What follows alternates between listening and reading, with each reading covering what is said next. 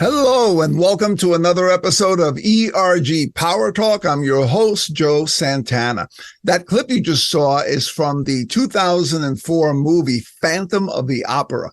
The story is about a disfigured musical genius who hides in the Paris Opera House and falls in love with a young soprano, Christine. His love for her is doomed, however, more from the fact that he hates his own appearance and doesn't accept himself as lovable by Christine or anyone else. And I've admittedly seen the theater version of this program on Broadway more than 6 times, and it never fails to move me, as I know it never fails to move many of the other attendees as well. Because although the villain is the Phantom, he's also a victim. He's a victim of his own making who's doomed himself by hiding behind his mask.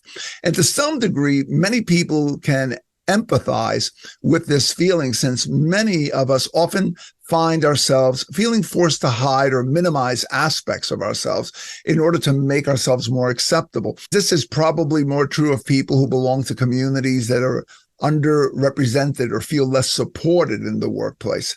So what can ERG leaders and members do to help their communities to seize the power of their authentic selves? And how can this decision to seize that power benefit not only individuals, but also the communities that they're in and the organization as a whole? That's our topic for today. And to help us with these and other questions, we have the perfect guest.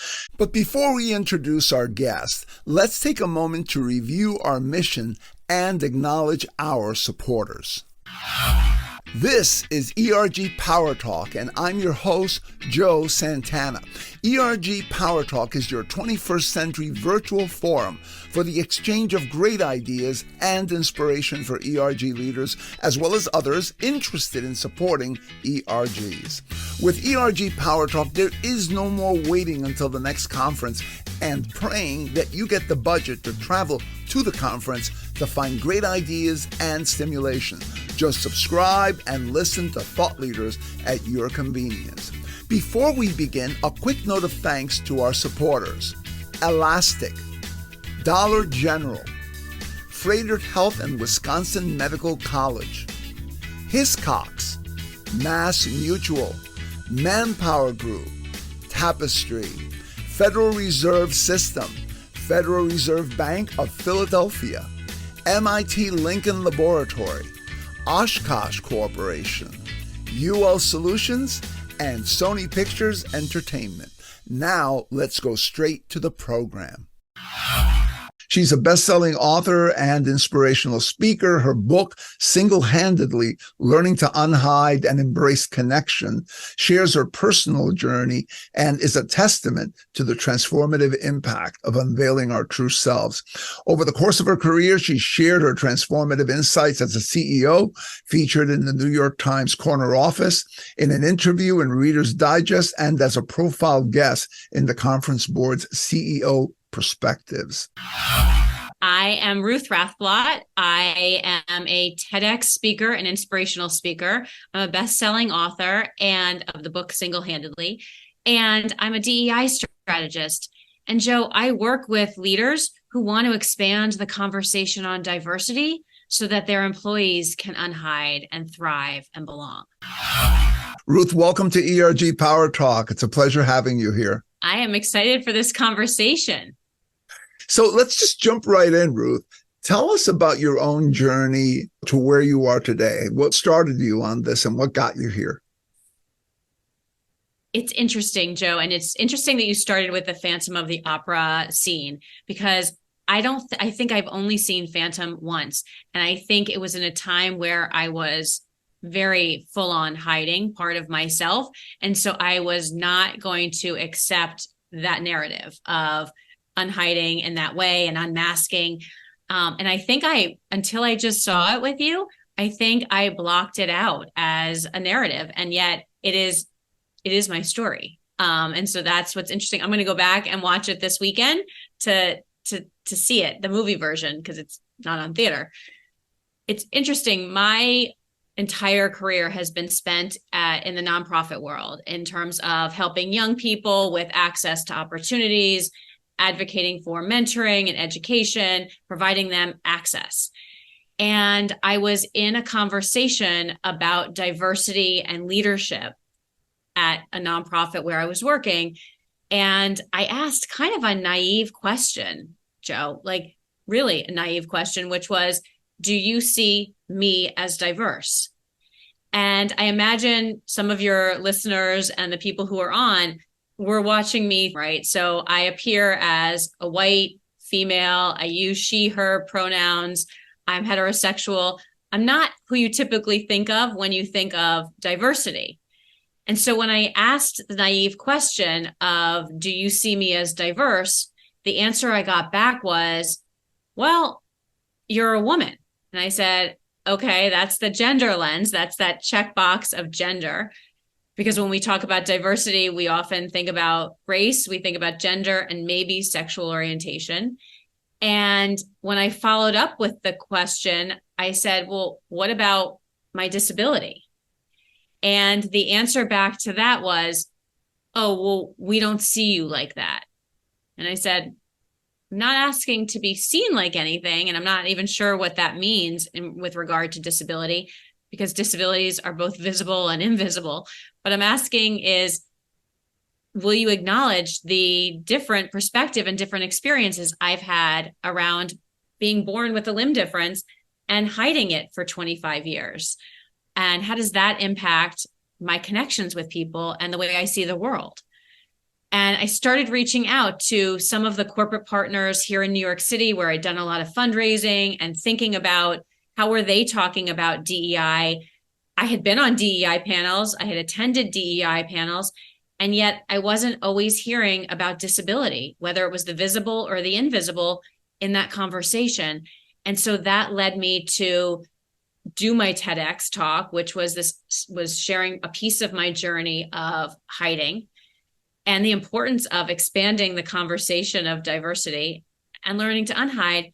And that TEDx then morphed into a much fuller explanation through my book, Single-Handedly. And so now I go around globally and work with leaders and companies to create cultures of unhiding.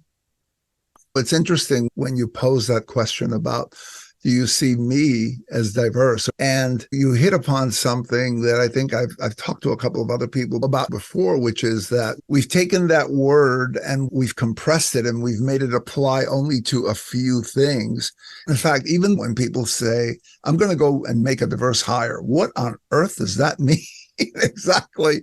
If you're going to hire women, or you're going to hire Black people, you're going to hire Latinx people, you're going to hire Asian, just say so. It becomes this catch-all, and then it's limited to that, and it doesn't recognize these broader perspectives. And before I move on, when we're talking about the Phantom and why I use that clip, is because one of the things that I've always noticed about this particular production, especially when I've been sitting close enough that I can really capture the expression on the actors' faces, as you can in that movie clip, when she pulls his mask off, the look of horror is on his face, not hers.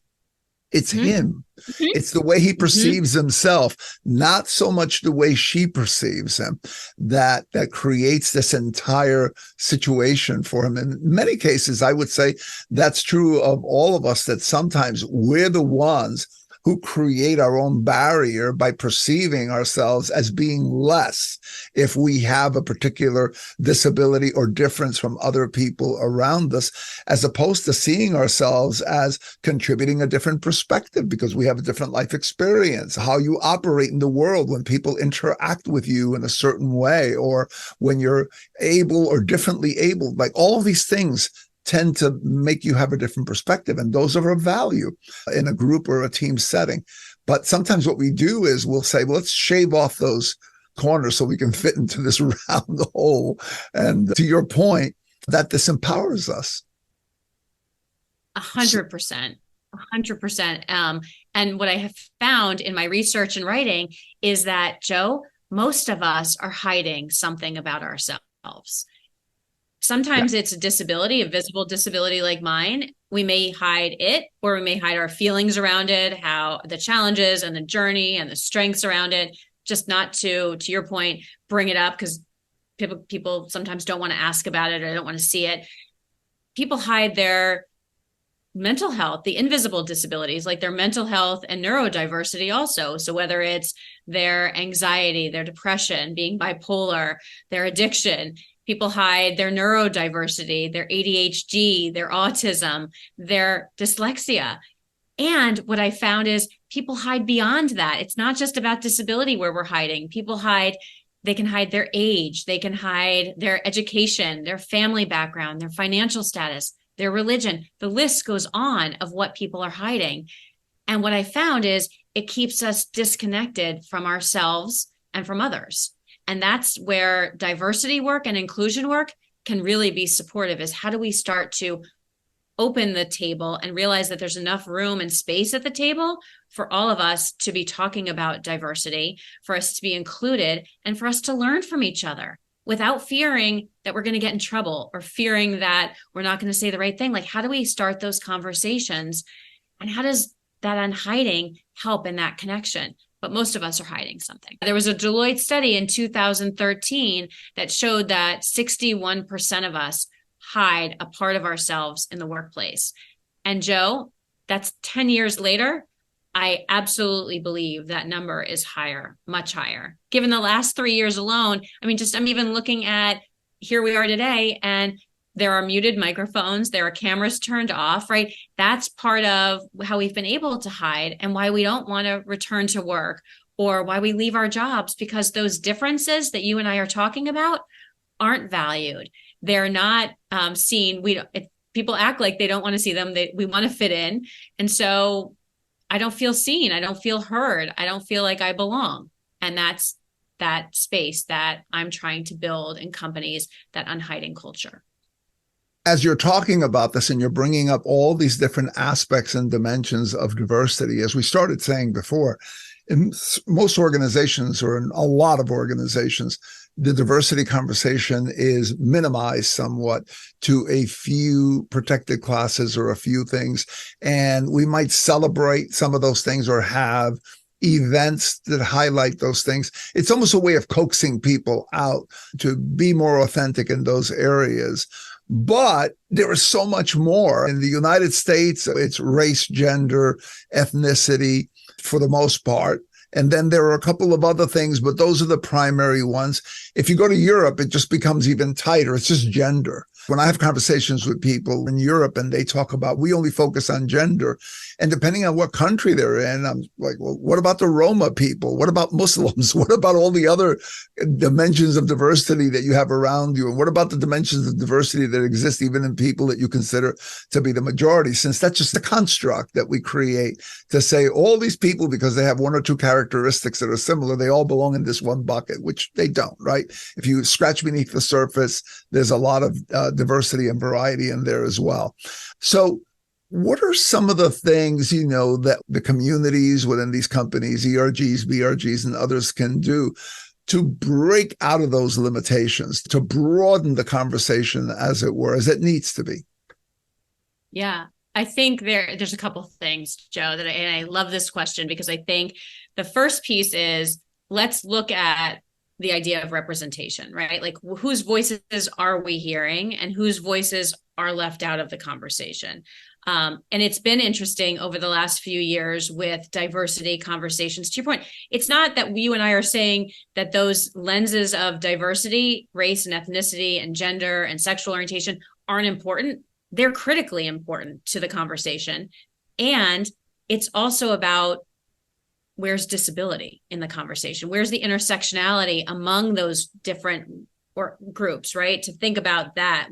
Whose voices aren't heard? I mean, and what's been interesting is that in the time that diversity conversations have been springing up and being ignited, 90% of companies are adopting diversity conversations. And only 4% actually talk about disability as part of that conversation. And why that's important and why I stress this part, and I am serious about it, is disability is the largest minority group. It cuts across all lenses and aspects of traditional diversity. You can be any race, any gender, any sexual orientation and have a disability. You can be any age, Joe. You can be born with a disability, acquire one at some point, or be taking care of somebody with a disability. So it's a conversation for all of us. It cuts across, it doesn't discriminate, it cuts across all lenses.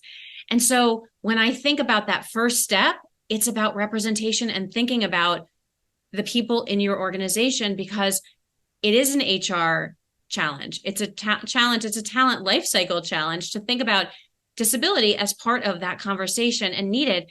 And I think there's fear about, and I think what I find with ERGs and why I wanted to come on your podcast is I think the disability ERG is one of the hardest to start and to maintain, because people are so afraid, if I join this group, people will think I have a disability or they'll know. And so there's that piece of acknowledging it.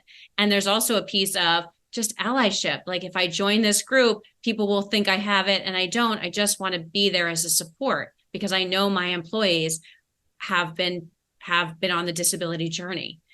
And so when I think about the leaders in ERG groups and diversity and HR teams, I created a 4-step process of how they can start to do the work first, because in order to be a great leader, we have to do the work on ourselves first before we can start to be out there doing the work for others. And what I mean by that is, how do you understand your own difference? How do you acknowledge where you might have hidden part of yourself in your life? And that's the first step, is that acknowledgement, that understanding. How have you hidden? What are your thoughts about difference and disabilities? And then, and only then, as a leader, can you start to then listen in a really proactive and interesting way, because you've done the work outside.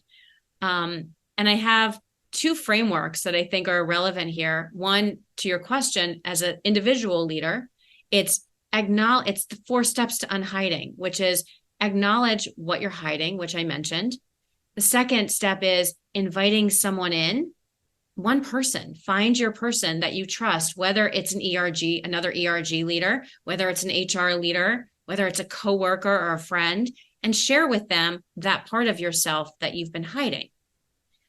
The third step then becomes building your community, those people with shared experiences. And that's what I did. I went out and found people with limb differences just like mine. And what was amazing, and that's why those ERG groups and those affinity groups are so critical to corporate culture, because you find that shared experience. You find somebody who values your experience and perspective. And then the 4th step is starting to share out your story. And it doesn't mean, Joe, that everybody has to go on your podcast and share out their story. But what it means is you can start to find a small group of people and connect with them and share out their story, because somebody will benefit from it. Just like you and I are talking today, I imagine one of your listeners is sitting there thinking, what am I hiding? And how is it holding me back? So that they then share out their story. They go through the process, and it becomes this powerful loop that we help each other with the parts of ourselves that we have felt like we needed to hide or hold back. That is powerful, Ruth. That's very powerful. And I would imagine that in an organization where it's difficult, let's say, to start an ERG or a group for people with disabilities, that if you have senior leaders who clearly have their own experiences, and based on the averages, there's got to be quite a few of them that either have been at some point disabled or currently have some kind of disability that is either visible or invisible. If you have people at that level who begin to own their own authentic self, that makes it easier for everybody else to do it. Because I think most people just take their cue that that's not what we do here, because, all the leaders appear to be so perfect and so much of some standard cut or mold that we have to be the same if we're going to fit into this organization. And when a leader comes out and admits, for example, that they have dyslexia or some other personal disability or difference that they share with everybody else, that opens the door. So here's what I got so far to this first half of our discussion with Ruth. 1, It's vital that we recognize and acknowledge the broader spectrum of diversity within our companies and our ERGs beyond our traditional categories.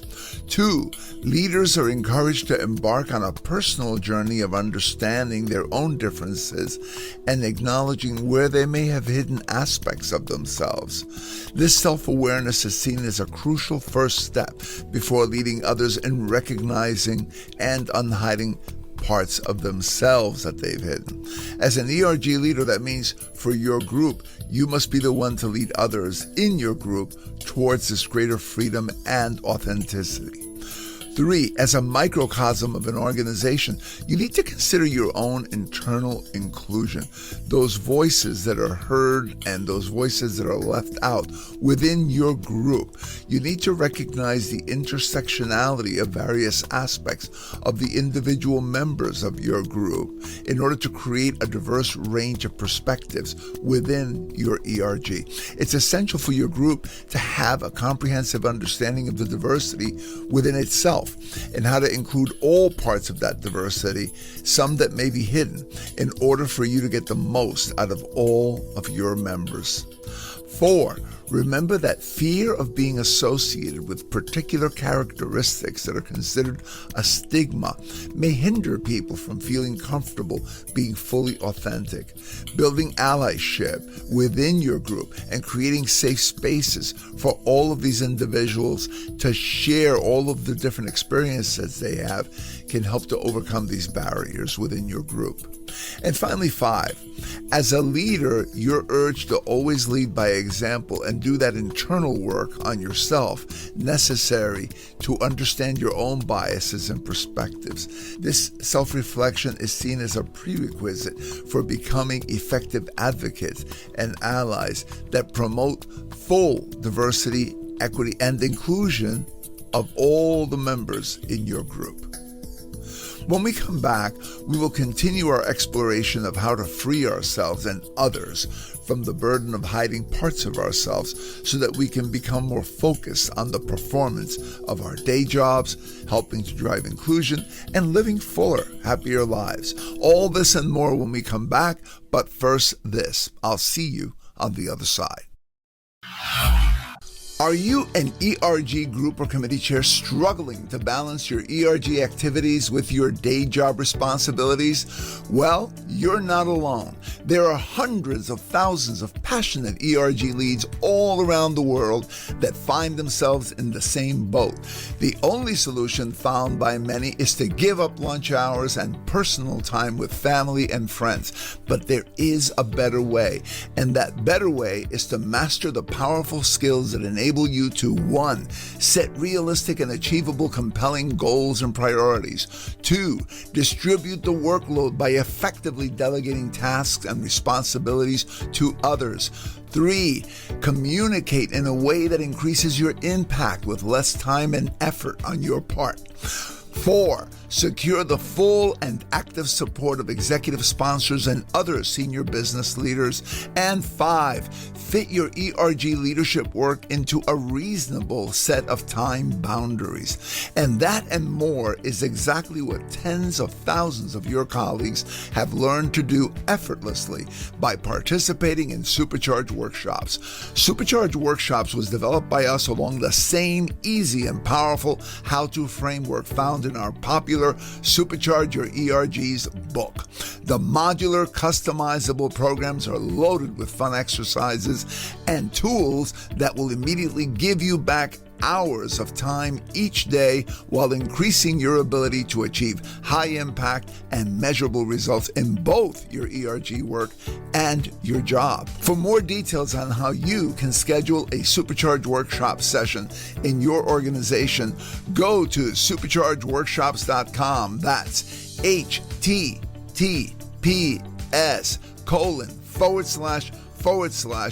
Supercharge Workshops, one word with no spaces.com. So don't suffer silently. Take that first step towards stopping your struggle today. Check out Supercharge Workshops.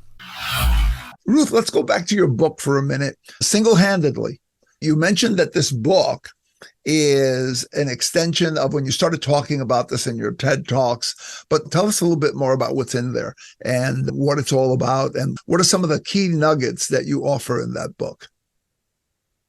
It's highlighting a lot of what, and I want to just pick up on what you just said, because it's highlighting single-handedly, the book highlights a lot of what you just said, which is this idea that leaders often in organizations, and I was a CEO for many years and a leader in the nonprofit space. And Joe, I adopted an old school mentality of leadership, which was don't be vulnerable, keep people at arm's length. We don't make mistakes here. And I didn't realize the culture I was creating by not sharing my disability with my teams. And what's interesting, another statistic for you and your listeners, is that only 20% of C-suite leaders even admit their disability. 20%.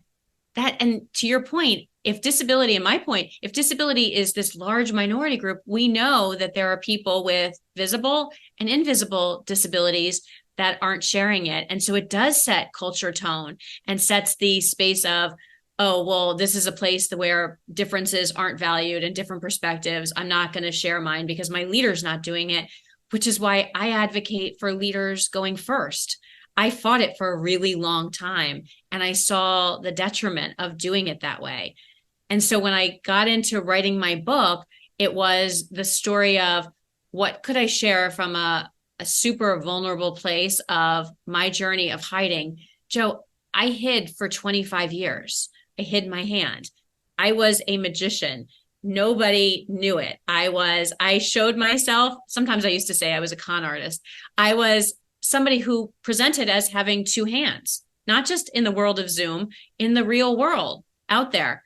And it was the exhaustion and loneliness that forced me and forced my hand in allowing someone to come into my life, allowing someone that I deemed as what I call hand worthy to invite them into my life and to start to unhide. They literally showed me how to take my hand out of my pocket and how to touch it, how to actually look at it. I hadn't done that before. They allowed me to love that part of myself that I deemed unlovable for so long. And so when I was writing the book, it's really the hero's journey of, here's this young girl who at 13 starts hiding this part of herself because someone stared a little bit too long. And those messages, just like Phantom of the Opera, that I thought I made in my mind, that my hand was so much worse than it is. And then having a guide, a mentor, someone come into my life who showed me how to do it, because I had tried many times to stop hiding and I didn't know how. And so what happens then when you try to stop hiding and you tell yourself, I'm going to go out of the house and tell people about my education. I'm going to tell them about my scars. Is that you quickly retreat back into yourself and you beat yourself up saying, oh, well, I can't do it. I can't do it. So I needed, and it was tough because I'd done so much by myself, I needed to let someone else in.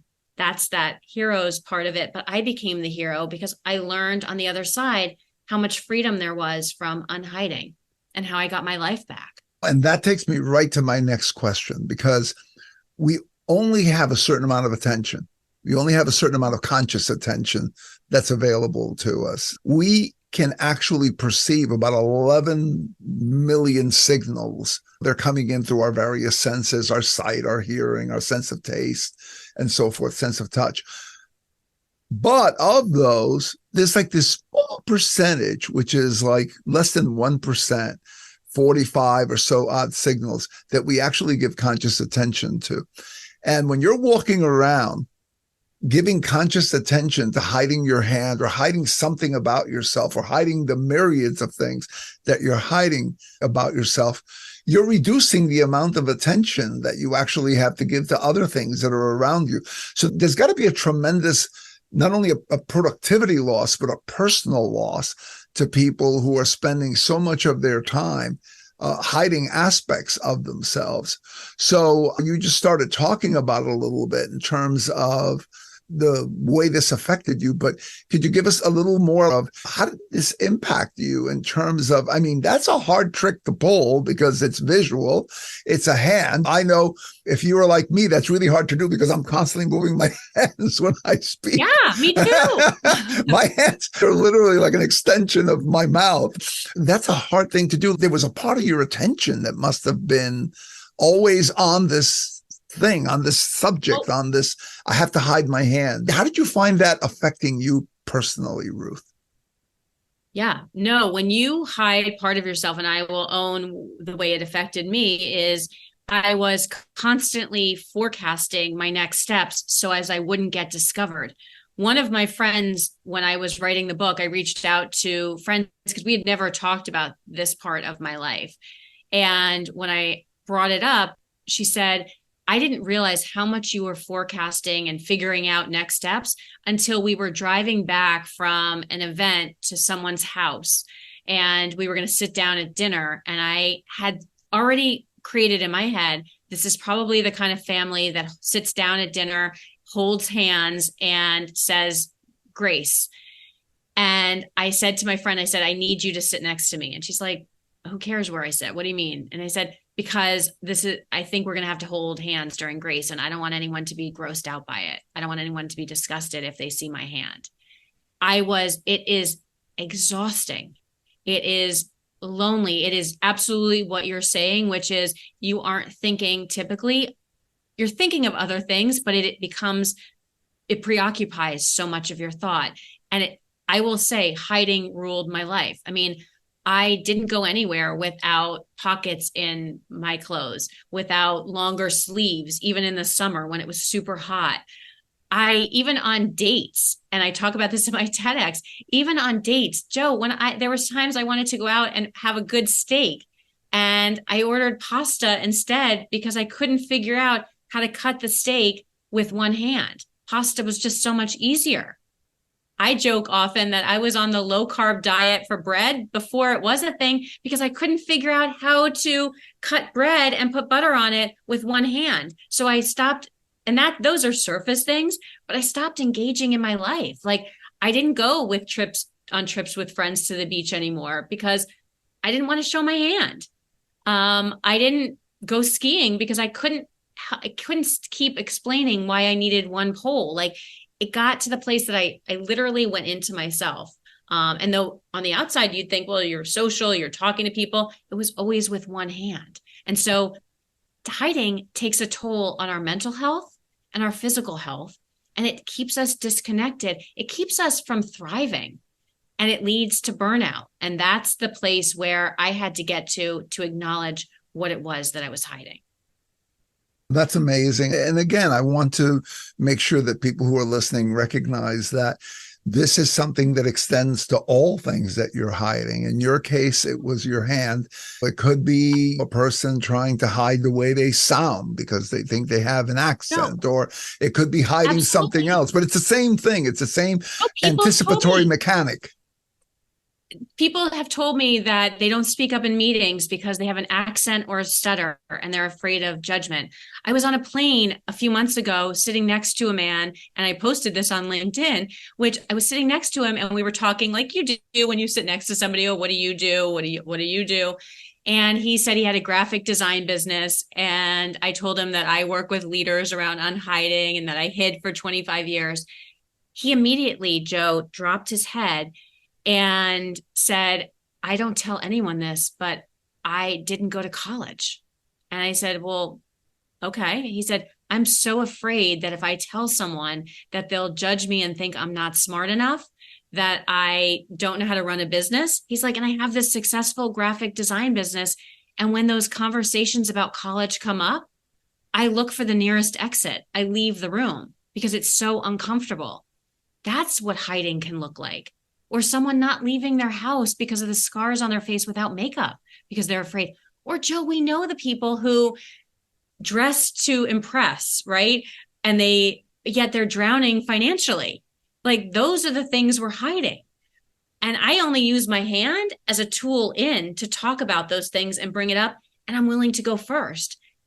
And I think when I think about your listeners, it's how does it stop today? How does the hiding, it's not going to be an overnight process, but how do you start to think about that thing that's holding you back from connecting with people, that's disconnecting you from your own life? Because that's what it did to me. And I know there's people out there. And Joe, I thought at one point that maybe it was just adults that this was going to affect, this hiding, that maybe it's just adults who are hiding. I did a presentation and have done presentations with young people in colleges and in high schools. And I was surprised to find that they're hiding too, even with all that social media bravado and all of their TikTok fame. There are teens and young adults who hide parts of themselves. And I had one young girl come up, because I do an activity typically and I have a form on my website too, where it's just about acknowledging what you're hiding. And I said, oh, what resonated with you in my talk? And she said, your postcard. And I said, what about it? She said, it's the first time I've ever been able to share my secret out loud. That's what we're dealing with. Wow. Yeah. And so there's a tremendous power to letting go of these secrets that you really don't need to keep. So talk about that a little bit. What's that value that you get out of opening up and being authentic in your life, in your organization, to your friends and your community? There's probably three things that I think of immediately. One is, and probably the first that anyone who's unhidden to me finds, or anyone who shared their unhiding story finds, is this idea of it's freeing. It's almost like their shoulders drop and they exhale. There's a freeing feeling to letting go of something that you've tested out in your head as real and a reality check. And when you test it out with that close person, that close friend, there's a freeing feeling. The second piece I think that's awesome is it brings connection. Unhiding is the key to connection. And that's a beautiful thing to create in yourself and in your workplace and in your life, this idea of connection. How do we really connect with people? By bringing our best selves or our full selves there. And I think the last piece, and I own this for myself for sure, is that feeling of self-acceptance. Because when you start to unhide, you change the way that you look at yourself, and that has a ripple effect and changes the way that people look at you. Yep. And I'm assuming your attention, your sense of connection, your power level in general, and so forth, your energy level goes up because you're not spending all that energy pre-anticipating all these different things. You get so much energy back. You get so much time back. But it's not, I want to be clear, like it is not an overnight process. It is not like I tried so many times to be like, all right, you're going to a new school, you're going to college, you can be somebody different. You don't have to hide. No, I kept hiding because it became a pattern. It became something I knew and I had comfort around and certainty around. And I will add, I probably made people comfortable too because of the hiding. Yeah. Because sometimes we don't want to deal with disability. We don't want to see it. We don't want to talk about it. And so I think one of the exchanges, the benefits was I made some people comfortable. The toll though on me, and I would say the toll on our connection, was worse because people didn't know that part. They couldn't bring it up. They weren't allowed to ask about it if they found out. Makes a lot of sense. So let's say you're an ERG leader, you're listening to this, and you're asking yourself, how can I help my members to stop hiding parts of themselves? How can I help myself to do it first? Obviously, since I have to lead the way, how can I help my organization with this? What are some of the things that you recommend off the bat that community leader or that ERG leader do? I think it's definitely that 4 steps as a first place, as a first framework. It's that 4 steps of we're doing the work on yourself, right? And that leads into a second framework that I created, which I call the Cure to Inclusion. And it's an acronym for connection, understanding, representation, and empathy. At the heart of it is belonging. And as an ERG leader, it's about starting with the you. So the Cure to Inclusion starts with you, which is the understanding piece. Understanding how you perceive difference, understanding, and I take often the case example of disability. It's interesting, Joe, when I was a leader and Black Lives Matter was igniting and George Floyd's death, my team came to me and said, so what's the action plan, Ruth? What's the action strategy? And I had to admit to myself and to them that I hadn't done the homework that I needed to do. I hadn't understood racial justice and racial equity in important ways that I needed to learn. So I had to be proactive. And it wasn't up to my staff to teach me. It wasn't up to the families and the young people that we worked with to teach me. I had to go out and do the learning. And I think the same is true about disability. And if you're an ERG leader, how do you understand? I mean, you have a perfect opportunity in October is National Disability Employment Awareness Month to go and do the learning.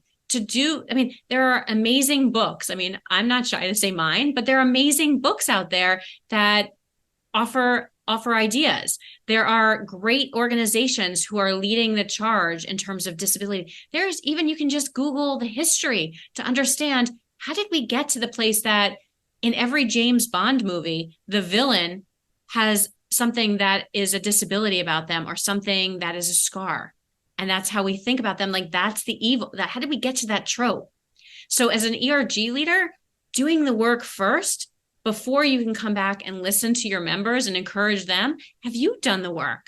And then it's starting to build out conversations, because that's what I found most helpful in my work is I then was able to come back, listen to my team, and then put together a strategy based on not an impulse or checking a box, but actually thinking through something with them and understanding it in a very different way because I did the work. So I encourage leaders to be proactive and do the work. And it's a two-way street. The members of that ERG, the employees at the companies need to also be willing to do the work and meet the leader. There is no shortcut. You just have to do the work and go through it, right? So you started mentioning books and you mentioned a couple of other things, but can you tell us more about what resources are out there that our listeners can avail themselves of in order to get on this journey? And of course, I recommend your book. I think that the way you present this and the way you talk about this and the way that your book talks about it is really personal. And pretty much when people read something like this, if they're paying attention, it may be different for them. It may not be a hand. It may be something else, but they probably will recognize the elements of the journey in some other area of their life. But what are some other things that you recommend as well that you've seen are really effective that these communities can avail themselves of? Absolutely. And you're right, Joe. My hand is just a tool in to be able to talk to people about something that I experienced personally. It was my journey, but how to help people think about their own journeys. And there are a lot of resources on my website. I'm very active in LinkedIn and connecting. And when I think about for ERG leaders specifically, there are so many amazing online tools. Like I was mentioning, there are great organizations. I think about Global Disability In. I think about the Valuable 500. Disability in itself. There's great organizations who are doing work specifically around disability inclusion and corporate. And so looking to them to see what are the things that they're highlighting, spotlighting. I think about people who are doing great work in this space. And there's so many to name, but the two that kind of come to mind right away are a woman named Emily Ladau, who wrote a book called Demystifying Disability. It's a really kind of, I don't want to say it's an easy read because it's not, but it's almost like a how-to and a Bible around how this understanding disability and why we can actually say the word when so many people are afraid to say the word disability. How did we get there? I think about Tiffany Yu's work with diversibility and inclusion. And then there's also people who have great infographics. If you're somebody who learns best through infographics, I think about Jamie Shields, who is on LinkedIn, and he has these very poignant and understandable infographics about disability inclusion and why it's important. And so when I think about the diversity space, those are some of the people that come to mind that I include in my learning and my research and writing. I do think there's another tool on my website that is for people who are interested in learning more. I have the 5 mistakes that companies make around inclusion. in the workplace. And so that's a tool also for people to just kind of check in about where their disability ERG or their ERGs overall, where they may be hitting the mark and where they may be not. It's almost like an internal inventory of what are you doing and what do you need to be thinking about. And I do that work. That's the work. And I guess there's a few others, but that's where I would start. And I mean, there's a woman named, and you may be familiar with her, Amy Broadhurst, who wrote the ERG handbook. It's excellent resources there, just even in framing how to build ERGs in successful ways with recruitment and retention of members and engagement. So yeah, this work, I mean, what's beautiful and powerful about this work, and I guess this is kind of where I think about why unhiding in diversity work is so important, is because for the company, it increases engagement. It allows for retention to soar because people are invested and they want to stay at a company where they feel seen and heard. And just like you said, Joe, when you stop hiding, you get a lot of time back.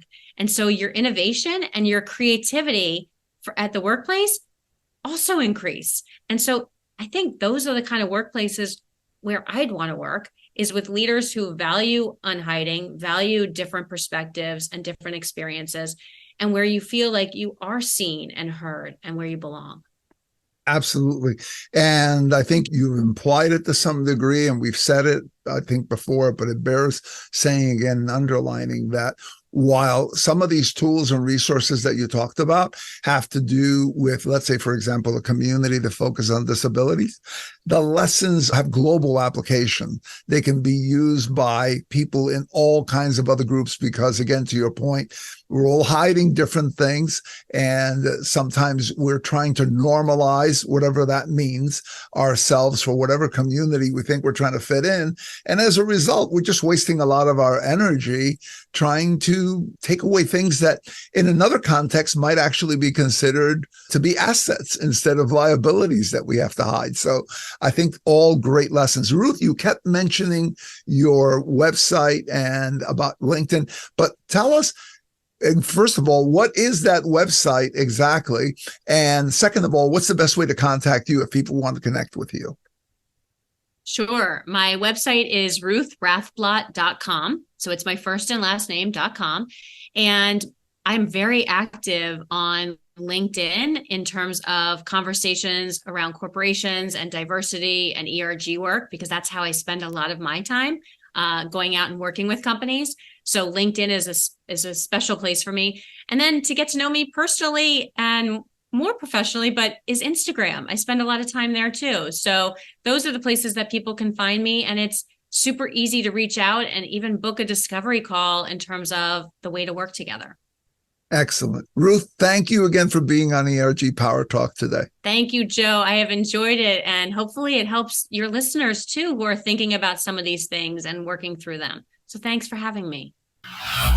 Okay, so here's what I got out of the second half of our discussion with Ruth. One, we learned that creating a culture of belonging that lets people in a company or group bring their whole selves requires a belief system and practices that support all members. To that end, Ruth introduced us to her CURE model.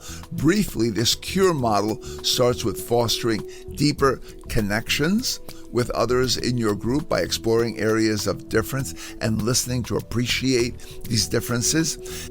Next, you encourage deeper understanding by acknowledging your differences, being vulnerable, and openly sharing your personal experiences. From there, you move to advocate for representation and inclusion of all those experiences as part of your group's identity. And you also foster empathy towards each other to ensure everyone in your group feels heard, accepted, and supported.